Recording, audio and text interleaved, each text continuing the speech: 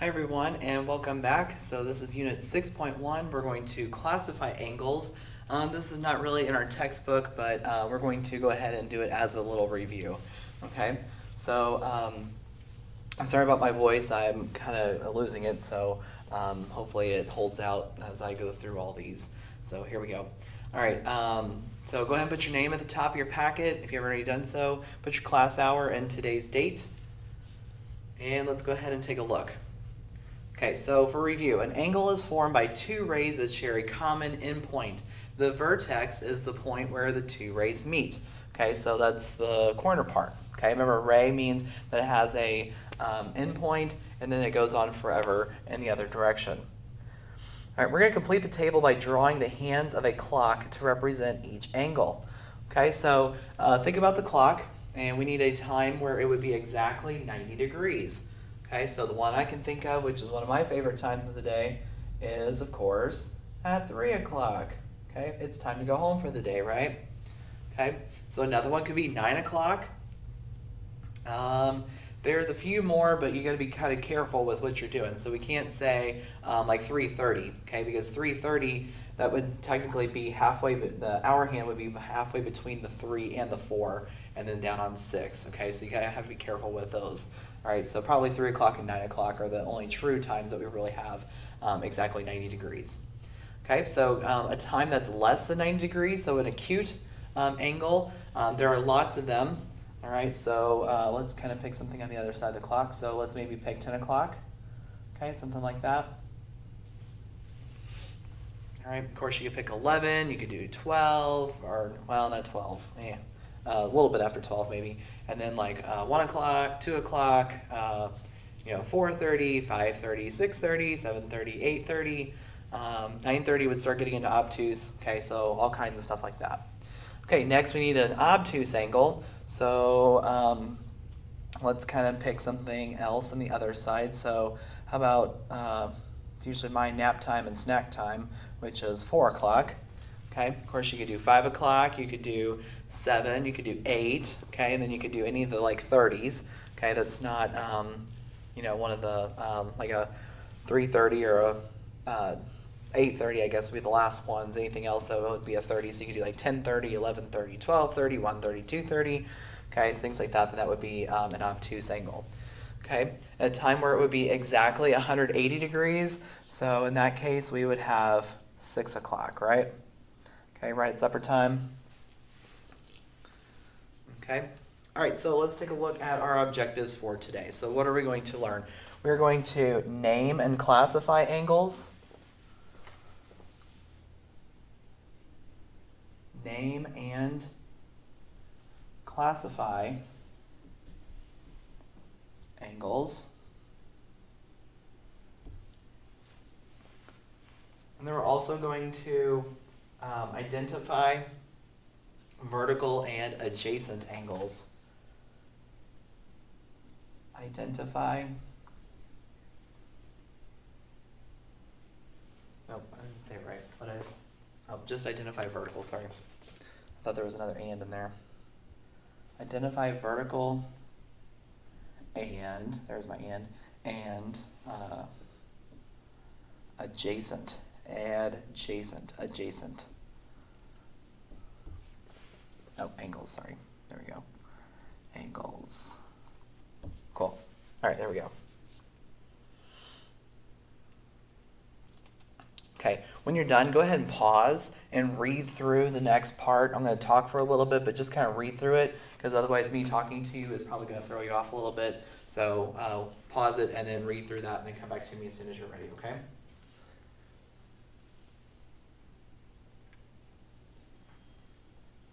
Okay, let's take a look. So we're going to learn about vertical angles and adjacent angles. So what are vertical angles? Two angles are vertical if they are opposite angles formed by the intersection of two lines. Vertical angles are congruent or have the same measure. All right, and here are some examples. So we end up with vertical angles when we have two lines intersect each other. So I always like to think of it as a crossroads, like in the streets, or like a north, south, east, and west, okay? So if they're vertical, that means they're on the opposite side of the x, okay? So using the symbols then, angle 1 matches with angle 3. East matches with west, west matches with east, right? Okay, and then angle 2, which is on the north side, matches angle 4, which is on the south side. So you match up kind of with your opposite direction. Okay, and then they're also congruent. Congruent means they have the same measurement. So if angle 3 is like 80 degrees, then that means angle 1 is 80 degrees. If angle 2 is 100 and, I don't know, 100 and, well, just 100. Okay, if it's 100 degrees, that means angle 4 would be 100 degrees. Okay, so that's how that works. So the opposite sides match up with each other. All right, that's what we call vertical angles. Okay, they share a vertex. Okay, look at the root. Okay, the root word is vert. Okay, see how they share that vertex there? So this one here matches this one down here. Okay, this one right here matches this one right here. They only share a vertex. So the vertex is where they intersect each other. Okay, now let's look at the word adjacent. Two angles are adjacent if they share a common vertex. Okay, a common side and do not overlap. Okay, so they have to share the vertex, which is the little corner, and they have to share a side. Okay, so what this means is I always say that they are next to each other. So they're like neighbors. Okay, and how I like to think of it is think about the streets in town. Okay, if I have a house here, and I have a house here, and I have a house here, and I have a house here. Okay, I actually had a corner lot, so I had all kinds of neighbors because I had the people beside me, I had the people on my, they were like back behind me, then they were across the street one, and then I have the people who were vertical to me, and then the house directly across the street from me, and so on. All right, so I had all kinds of neighbors just because I had a corner lot, so that's how that works. So basically what I think of is instead of streets, maybe think of it as property lines. Okay, so if you're mowing grass, do you have to mow the same line or along the same property line as somebody else? So let's look how this works. So angle 1 and angle 2 are neighbors, right? Okay, they're across the street from each other, or if there wasn't a street there and just a grass line, okay, then we would share the same grass. Okay, so that common side of our yard. Okay, angle or house 2 then also matches with house 3. They have to share a side of the yard, but then 3 has to share with 4. And then 4 also shares with 1, okay? So again, it's kind of like next door neighbors, okay, if you will. Okay, let's go ahead and take a look here. All right, so first we're going to name the angle shown at the right, and then we're going to classify it as acute, right, obtuse, or straight, okay? So when we name an angle, there is up to 4 ways to name, okay? So first we can call it by just the vertex itself, which in this case would be angle Y, okay? Then you can also call it by the 3 letters, okay? So you can go one way, which would be X, Y, and Z, or we could go the opposite way, which is angle Z, Y, X. And then the other way would be to just call it by angle 1, okay? So there's lots of different ways you can name an angle. Okay, think about ourselves. We go by our first name. Sometimes in sports, we go by like our last name, you know? And then maybe if we're in trouble with mom, she says all 3 of our names, okay? Things like that. So think of it like that, okay? So like here at school, people address me as Mr. Reen, so that's one name. My friends call me Robbie. My really close friends call me Rob for short, okay? So you have all kinds of different names that you're called. It's the same thing for an angle, okay? The key thing to know is that when you use the vertex, so when we use Y, it has to be by itself. So if there was other angles hooked to it, okay, like in that last example, how it made an X, okay, we couldn't use just the vertex. We would have to use something else because angle Y could mean several different angles. All right, so if you do have multiple angles together, you can't just call it by the vertex. The only way you can call it by just the vertex is if it's completely by itself. Right? Otherwise, you do need to use all 3. Now, if you're lucky enough and they give you a number, then you can call by the number and you don't have to use all 3. Okay? Because angle 1 can only pertain to one angle. There can't be 2 angle 1s. There could be 2 angle Ys, but there can't be 2 angle 1s. Okay? So those are the 4 ways that you could end up naming an angle. All right? Are there always 4? Most of the time not. Okay? Usually there's 2 ways and that's about it. Okay? When you get into upper geometry, sometimes there's usually at least 3 ways because they always give you numbers, usually 2, but not so much. Okay. Now let's classify it. So is it acute, right, obtuse, or straight? So let's kind of visualize in our head. Okay. So acute means it's smaller than 90, right means it's exactly 90, obtuse means it's more than 90, or straight means it's exactly 180 degrees. So what kind of an angle would this be? So since it's a small one, this would actually be an acute angle because it's less than 90 degrees. Okay? All right, let's look at the guided questions. Okay, so we're going to name them in the 4 ways and then classify them as one of the following. All right, so go ahead and pause it and try this and come back to me just as soon as you're ready. Okay, so here we go. We can call this angle B, angle 2, angle ABC, or angle CBA. And this is a right angle because it's exactly 90 degrees. Okay, let's look at B. So we can call it angle 3, we can call it angle S, we can call it angle RST, or we can call it angle TSR. And then it's going to be obtuse because it's greater than 90 degrees. Okay, our letter C here, so we can call it angle 4, angle M, angle L, M, N, or backwards, angle N, M, L. And it's exactly a straight line, so this is a straight angle because it equals 180 degrees. Okay, example 2. We're going to identify a pair of vertical angles and adjacent angles in the diagram at the right and justify your response. Okay, so again, let's think back. So here's my streets. Okay, who would be neighbors to each other? Okay, vertically. Okay, who would be vertical? What are vertical angles? Okay, so remember, vertical angles would share just a vertex. Okay, so they have to be across the street, like kind of diagonal, if you will. All right, so like north, south, east, or west. So one pair that I can see is angle 1 is north of angle 3, which are north and south. So I'm going to use those as mine. So one pair would be angle 1 and angle 3. All right, those are for vertical. Okay, now let's do adjacent. Again, what does adjacent mean? Adjacent means that they are next to each other. So they're neighbors across the street, okay, directly across the street in this case. All right, so who's right across the street from each other? So angle 1 has 2 neighbors.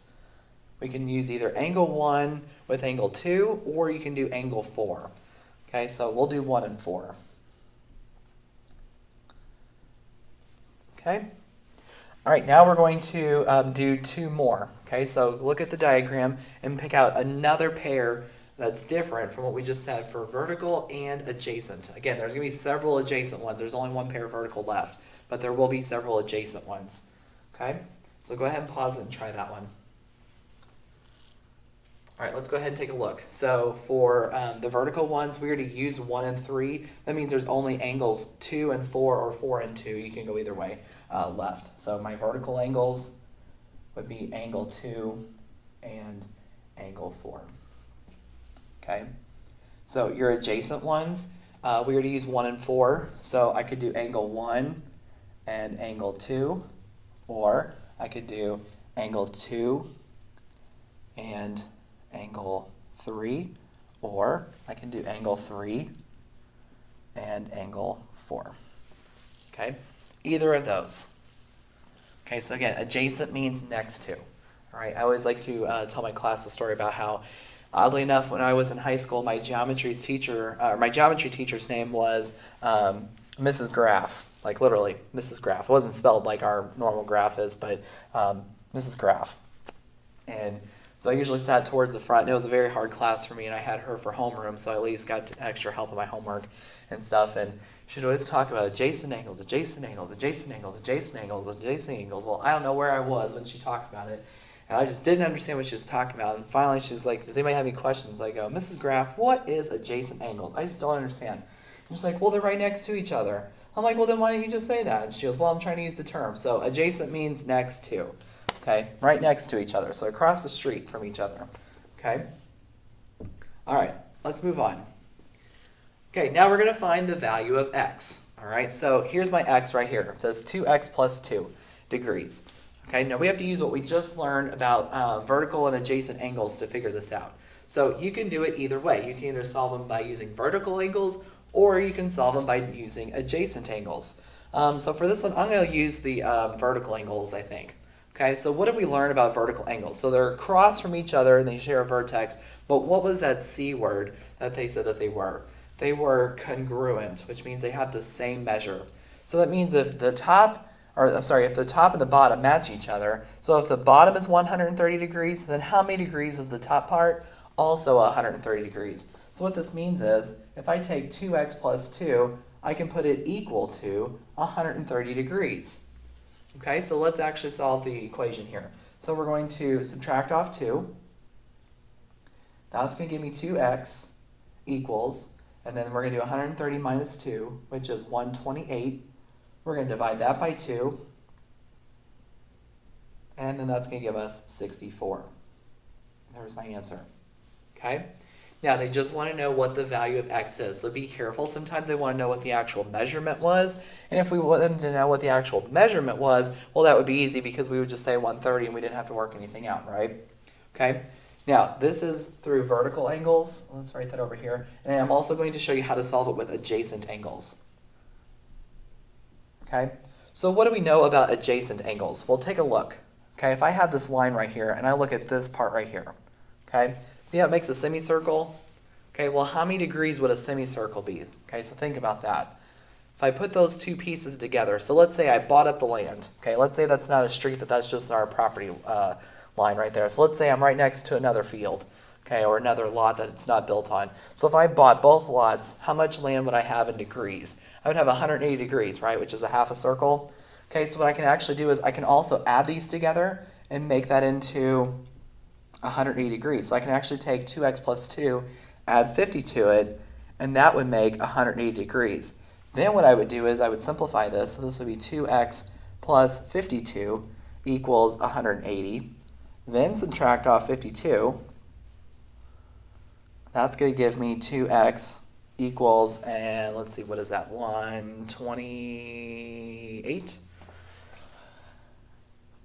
Okay, then divide that by 2, and oddly enough, I get my 64 again. Okay, so do you see how it works both ways? So you can either use the adjacent part to add them together to make 180, or you can do vertical by picking what it's congruent to by taking the top with the bottom. So you can go side by side and add them together for 180, or you can go across and put it equal to what it actually was. Okay? Now let's do the same thing for the y's. Okay, so in this case it's 3y minus 10. And let's use the vertical angle one first. So let's put that equal to 50 degrees. Okay?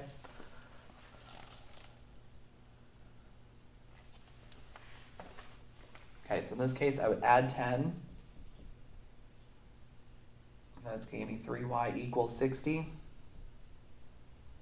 Divided by 3, and so y equals 20. Okay? And don't forget, you can always plug back in to make sure it works. Okay, so 3 times 20 would be 60. 60 minus 10 is 50, and it's supposed to equal 50. So there you go. It does work. Okay?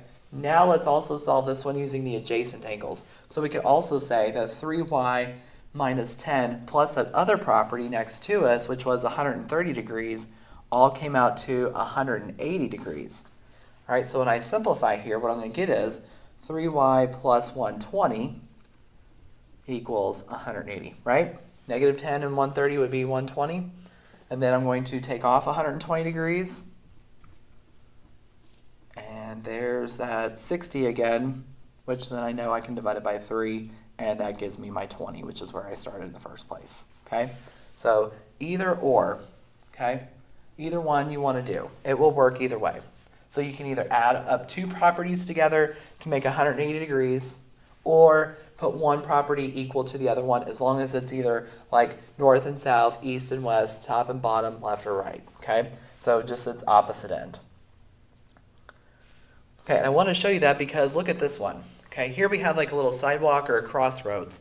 Okay, so like over at the park when you're walking on the little track part, okay, that goes around the whole entire park there, the sidewalk that goes all the way around. There's one part where it does fork off, okay? You can either walk up towards the hill and go back up to the park center, or you can swing around and then you keep going on the loop again, okay? So on that part, we can't put them equal to each other. Well, why can't we put them equal to each other? Well, look at our diagram over here.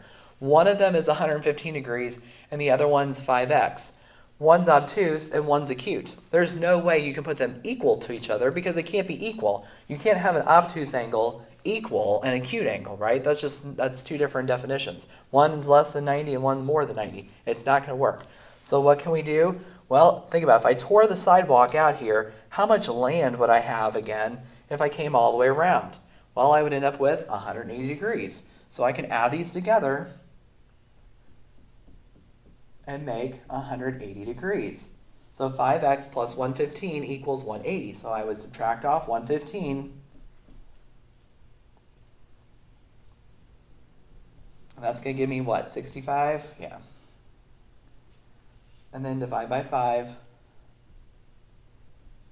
And x equals 13? Yeah, 13. Okay, there we go.